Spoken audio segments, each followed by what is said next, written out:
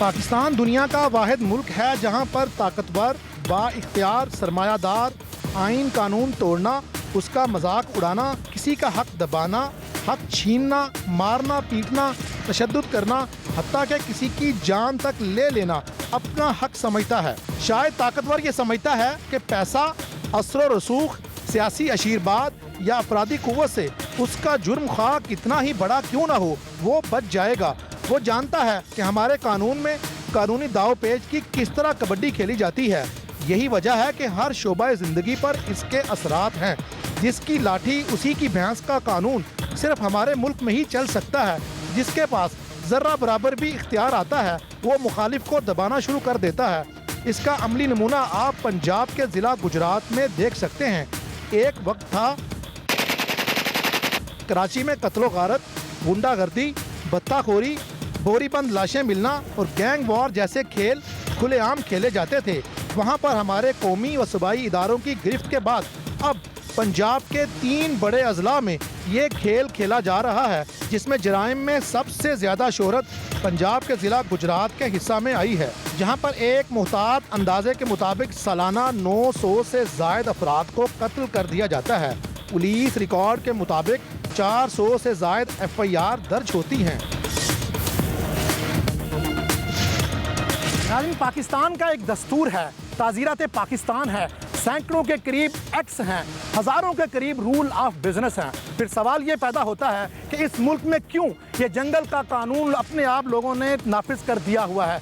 क्या वजह है कि यहाँ के लोग मावरा आइन और कानून अपनी पंचायतें और अदालतें लगाकर खुद फैसले कर रहे हैं। नाज़रीन, टीम गिरफ्त ऐसी ही मावरा आइनों कानून अदालतों पंचायतों की गिरफ्त करने जा रही है।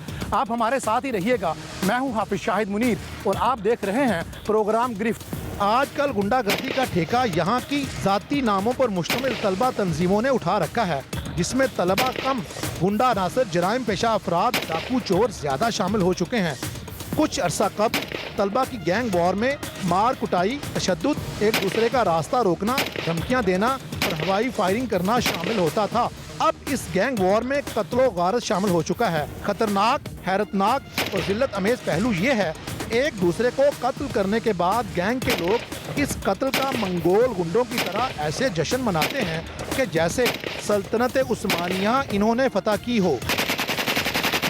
तलबा गैंग इस कदर शुतर बेमुहार हो चुके हैं कि कोरोना के बायस कॉलेजेस बंद हैं, लेकिन गुजरात के गुंडे जराइम पेशा तलबा माफिया ने अपनी अपनी अदालतें लगाना शुरू कर दी हैं। पुलिस रिकॉर्ड के मुताबिक ज़्यादातर राहजनी, डकैती, कत्ल के जराइम में पकड़े जाने वाले हर दूसरे मुजरिम का ताल्लुक किसी न किसी गैंग से होता है। नाजरीन, इतने इंग्लिश के हरूफ तहज्जी नहीं हैं जितने यहाँ पर गैंग सरगर्म हैं। हर गैंग का नाम किसी न किसी डॉन के नाम से शुरू होता है, जैसे Sarkar group, Bawa group, Kashi group, Gujjar group, Jat group, ASF, KSF, TYF, DRS, MSF, WSF, Kotla group, king 444, SSF जैसे 30 से ज़ायद तलबा व गैर तलबा के ग्रुप हैं, जिनमें तलबा व गैर तलबा की तादाद 3000 से ज़ायद है। इसमें रिकॉर्ड के मुताबिक कम अज़ कम 1000 के करीब मुसल्ला लोग होते हैं। गुजरात के लोग कहते हैं कि हर ग्रुप की अपनी एक कहानी है। किसी के पीछे पैसा है तो किसी की पुश्तपनाही यहाँ के सियासतदान, उमरा, डेरेदार और ज़्यादातर की पुश्तपनाही यहाँ की पुलिस खुद ही करती है।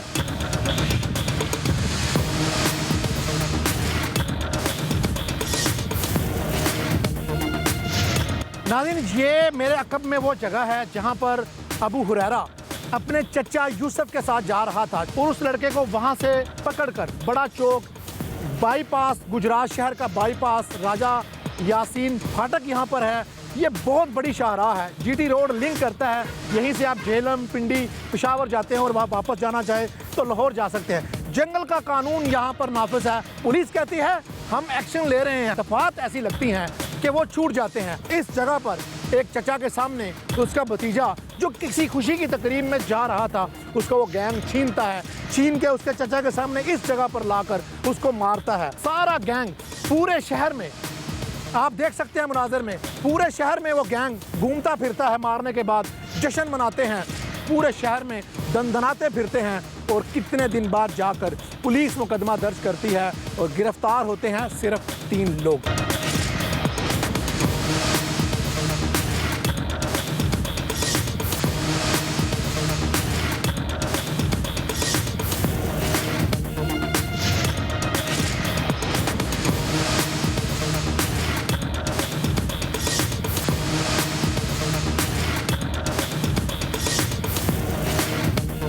हमारे सामने की बातें हैं, रोड पे गुजरते जाते हैं 50-60 मोटरसाइकिलों पे गैंग की शक्ल में फायरिंग करते जाते हैं और नाम बताते जाते हैं कि फलां गैंग के हैं। पॉलिटिकल माफिया है इनके साथ, लेकिन वो सामने नहीं आते। 10 से 12 ग्रुप हैं सर, 10 से 12 ग्रुप, और उनसे में हर एक में 10 से 15 लोग बहुत एक्टिव हैं और उसमें से 100 से ज़्यादा आगे उनके मतलब परिंदे हैं। ये जो लोग होते हैं, ये 1000 लोग यहाँ पे मुसल्ला पे 1000 से ज़्यादा लोग हैं। सर मैं कह रहा हूँ कि अगर दफ़ा 44 यहाँ लगी हुई है पिछले 2-3 माह से कोरोना की वजह से, 4 से ज़्यादा की गैदरिंग की इजाज़त नहीं है, वहाँ 60 या 70 लड़के इकट्ठे हुए हैं, तो वो इंतज़ामिया कहाँ सो रही थी। सर्विस मोड को आप क्या कहते हैं, वो गुजरात का दिल है, इंतज़ामिया को कोई पता नहीं है, या वो डिमी है। कौन कसूरवार है? गैंग्स कसूरवार हैं, गैंग यहाँ की सियासत कसूरवार है, पुलिस कसूरवार है। भाईजान ये तो एक दुनिया का असूल है कि जुर्म को बनाने के पीछे कौन है? वो या सियासत या पैसे वाले लोग। ये मंगवाल के इलाके में ये 2 माह में ये 8वां कत्ल है। 2 माह में 8 मर्डर। आपने हमारे दुख में शरीक होना था, आपने 7 बजे में कॉल की है, 9 बजे पुलिस से भी कॉल है कि आपकी इंक्वायरी है।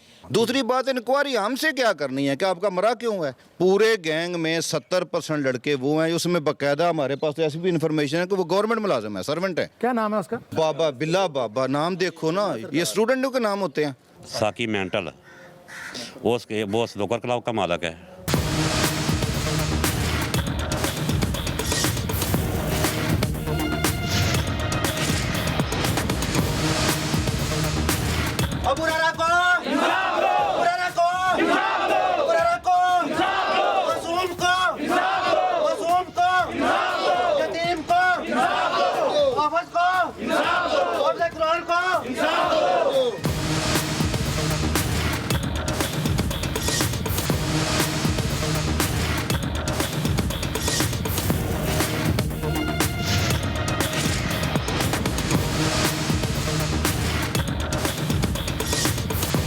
अभी हॉस्टल बंद हैं, कॉलेज बंद हैं, तो हालात कत्लो गारत तक आ गए। अब अगर तालीमी इदारे खुलेंगे तो फिर क्या बनेगा रज़ा साहब? तकरीबन तमाम जो ग्रुप्स हैं, वो खारी ग्रुप है, को बाबा ग्रुप है, को और इस तरह के हैं, काफ़ी सारे इन्होंने नाम रखे हुए हैं। मेरा ख्याल है 24 घंटों के अंदर अंदर इनके खिलाफ बहुत बड़ा एक क्रैकडाउन होने वाला है, और फिर हम इंशाल्लाह इनके अकाउंट भी बंद करवाने जा रहे हैं। सैकड़ों की टोलियां हैं, सभी हवाई फायरिंग कर रहे हैं। आपने वो विजुअल नहीं देखे तो हम आपको दे देते हैं कि उस कत्ल के बाद, उस कत्ल से पहले आपने कहा हर जगह पे नाकाबंदी है, तो फिर ये 100 मोटरसाइकिलों पर सवार फायरिंग करते हुए नौजवान कैसे गुजर सकते हैं? सिटी के अंदर अल्हम्दुलिल्लाह इस तरह का कोई वाक़या नहीं हुआ। दर्जनों लोग हैं मोटरसाइकिलों पे, 3 के खिलाफ FIR है। कोई जंगल का कानून है कि ये लोग असला लहलाते जाते हैं। अगर कत्ल में 3 लोग नामजद हैं तो बाकी लोग जो फायरिंग कर रहे हैं 37H2 का पर्चा हो सकता था उनके खिलाफ। बिल्कुल आपकी बिल्कुल इसी बात पे है, और पुलिस भी इस पे काम कर रही है, उनके खिलाफ रेड्स हो जाएंगे इंशाल्लाह। 24 घंटे के अंदर अंदर आपको इसका बैकअप देंगे इंशाल्लाह। आप जो ऑफेंस लगाएंगे, सेक्शन लगाएंगे, वो तो बेलेबल होंगे, वो तो बाहर आ जाएंगे। क्या फ़ायदा होगा सारी प्रैक्टिस का? ये अब आगे अदालत की स्वाबदीद है कि उसको किस तरह हैंडल करती है, उसको किस तरह लेती है। इंसाफ का दरवाजा फिर कौन खटखटाएगा? चौधरी साहब, इंसाफ का दरवाजा आपके सामने है। चौधरी साहब ने जो किया वो ठीक है। उनके वालदे ने आप तो सपोर्ट कर रहे हैं ना, इंसाफ की बात करें ना। इंसाफ की बात नहीं करना चाहिए था।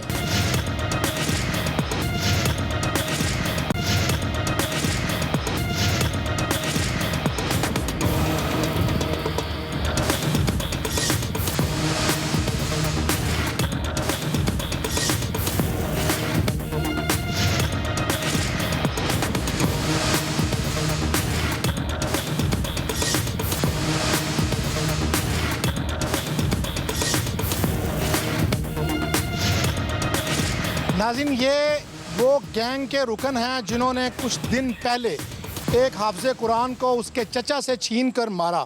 बिल्ला सरकार ग्रुप ये तलबा का ग्रुप नहीं हो सकता, ये गुंडों का ग्रुप हो सकता है, गैंगस्टर का ग्रुप हो सकता है, फिर किसी को क्या हक हासिल है कि वो एक लड़के को जो किसी गैंग का रुकन नहीं है, जिसका कसूर ये है कि वो किसी गैंग में शामिल नहीं होना चाहता, अपने गैंग में शामिल करने के लिए इस तरह की वारदात डालना कि एक शख्स की जान ही ले लेना। हम इनसे भी बात करेंगे कि आखिर क्या वजह हुई। किस कॉलेज के स्टूडेंट हैं आप?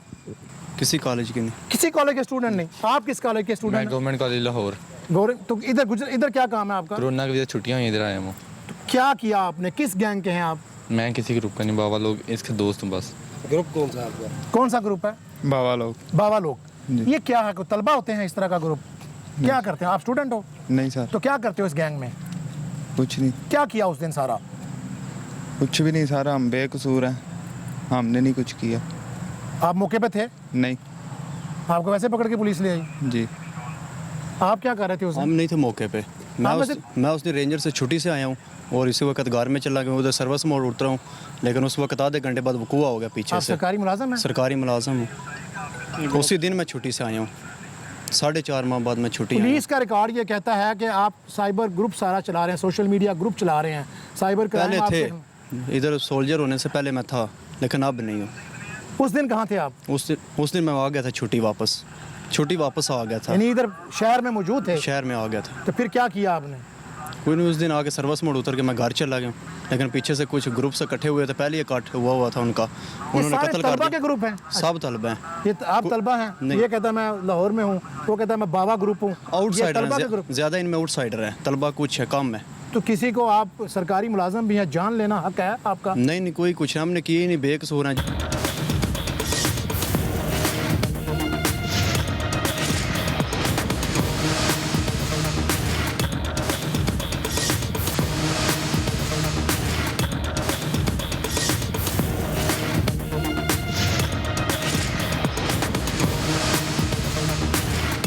खुद फैसले करना, अपनी अदालतें लगाना, ये किसी एक शहर का नहीं बल्कि पूरे पाकिस्तान का मसला है। सियालकोट के इस होटल मालिक रिजवान को ही देख लीजिए, जो 12 साला यतीम बच्चे हम्माद को हज्जाम की दुकान में बुलाकर अपनी अदालत लगाता है।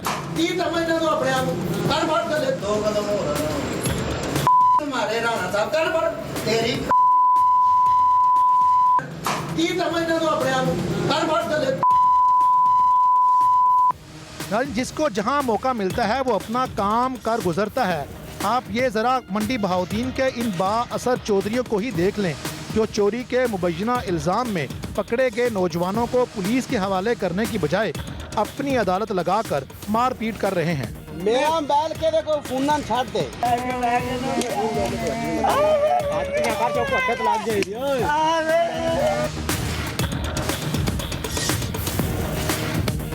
नाज़रीन, जब अदालतें आम आदमी लगा सकता है तो फिर कानूनदान क्यों नहीं लगा सकते?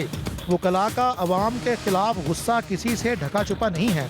ये ज़रा सीनियर कानूनदान वज़ीराबाद के मुबशर चीमा को ही देख लीजिए, जिनकी गाड़ी को टक्कर मार दी गई, फिर वो इन 4 बेचारों को उठाकर अपने चैम्बर में ले गए, फिर बारी बारी पुलिस के स्टाइल में सबको ज़मीन पर लिटाकर डंडे मारने शुरू कर दिए। लेकिन कहानी यहीं पर ख़त्म नहीं होती। मौसूफ ने पहले इन 4 की खुद मुरम्मत की, फिर अपनी गाड़ी की मुरम्मत के लिए 15,000 रुपये लेने के बाद अदालत बर्खास्त कर दी।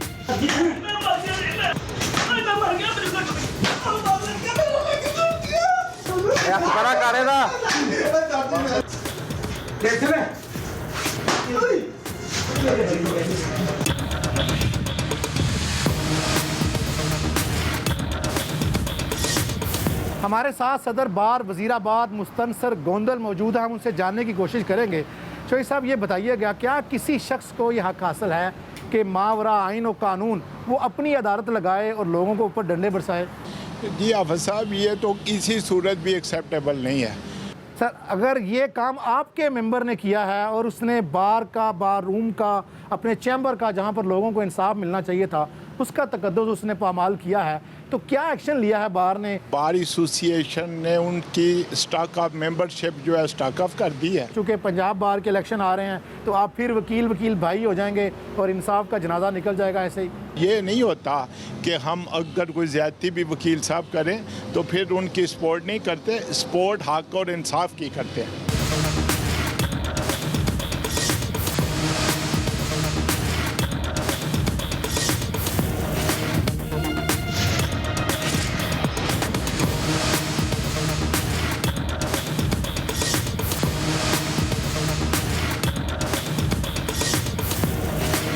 नाज़रीन, जब सब बहती गंगा में डुबकियां लगा रहे हैं तो फिर सियासतदान क्यों पीछे रहते? यही सोचकर सियालकोट के इलाका जाम के चीमा के साबिक नाज़िम ने अपनी अदालत लगा ली। तो आप जस्टिफाइड करते हैं कि आपने जो जूते मारे यहाँ पर अपने डेरे पे, जहाँ पर लोगों को इंसाफ मिलना चाहिए था, वहाँ पर उनके वालिदैन के कहने पर और लड़की का जो भाई था ना, उसकी रजामंदी किसी ने बोला कि जो साहब खुद ये इनको तरा दो, ये किसी को जाम के में किसी को पल्ले नहीं बांधते।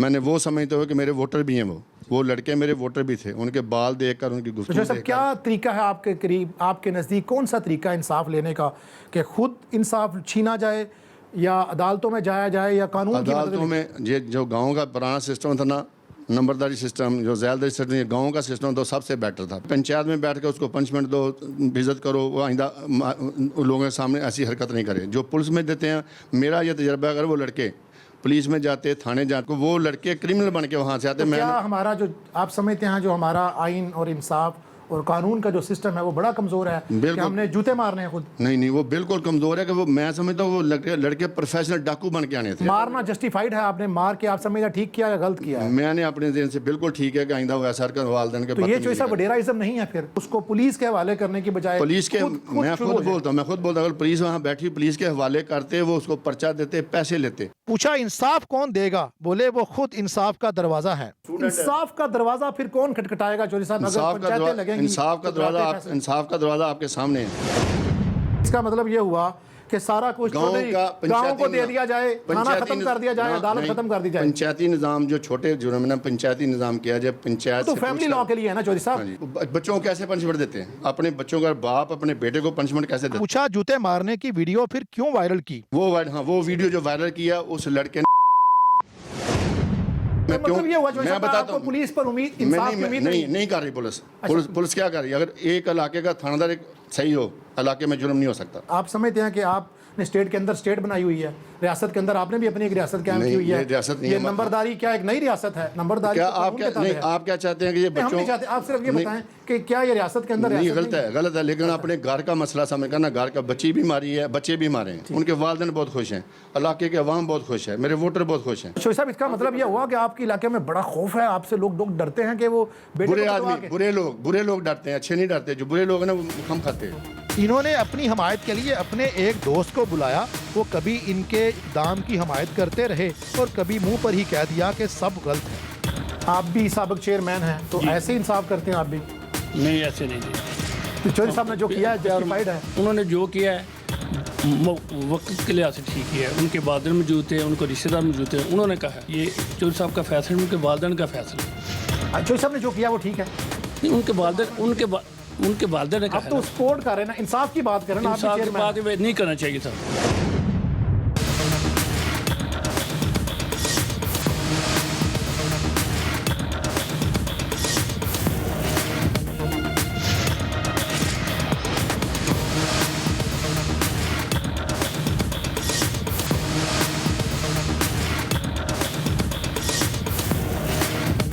नाज़रीन, ऐसा लगता है कि मावराए आइनो कानून अदालतें लगाना पाकिस्तान के अंदर अब फैशन बन चुका है। हर कोई अपनी ताकत और अपनी बसात के मुताबिक अदालतें लगा रहा है।